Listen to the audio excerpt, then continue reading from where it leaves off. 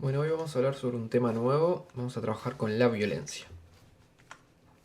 La violencia es un fenómeno que se puede ver desde diferentes puntos de vista, es algo bastante complejo de hecho, lo podemos ver como un fenómeno social, como un fenómeno cultural o como un fenómeno económico. La violencia forma parte de nuestras vidas y todos nosotros hemos vivido situaciones, directa o indirectamente, de violencia.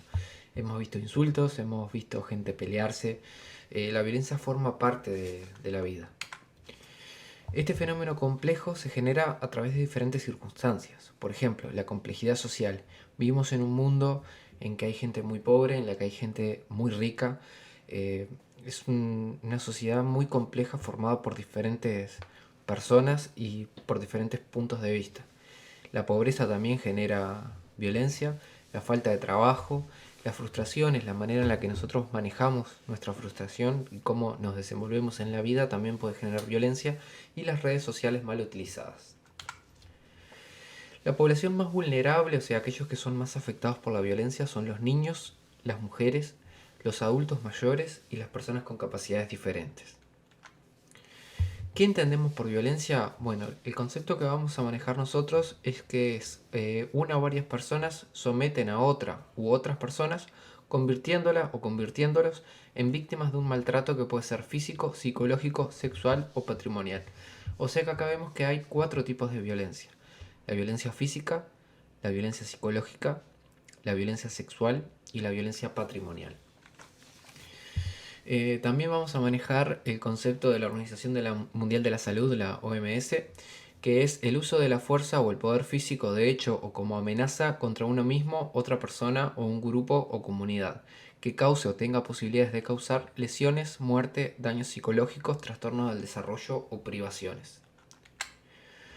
Y en los tipos de violencia, como les dije, física, psicológica, sexual o patrimonial. La violencia física es toda acción, omisión o patrón de conducta que daña la integridad corporal de una persona. Por ejemplo, cuando nos pegan, cuando hay algún tipo de castigo físico, todo lo que implique el contacto con otro individuo puede ser violencia física.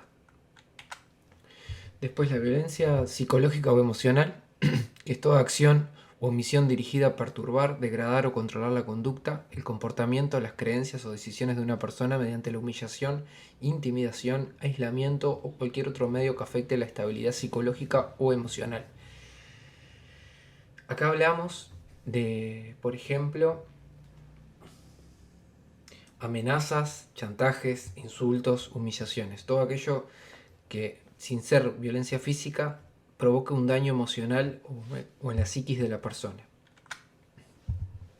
Por otro lado, tenemos la violencia sexual, que es toda acción que imponga o induzca comportamientos sexuales a una persona mediante el uso de la fuerza, intimidación, coerción, manipulación, amenaza o cualquier otro medio que anule o limite la libertad sexual. Acá, por ejemplo, nos encontramos cuando a una persona le obligan a realizar actividades sexuales no deseadas, cuando lo fuerzan a hacer algo que no quiere, también directamente lo que es una violación, y también muchas veces en el hecho de negarse a querer usar preservativos es un tipo de violencia sexual.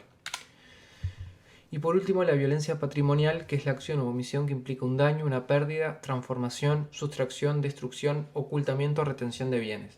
Esto es, por ejemplo, cuando nos quitan nuestras cosas, cuando nos ocultan nuestros documentos, cuando nos rompen nuestros documentos, cuando nos sacan dinero, cuando nos manejan nuestro sueldo.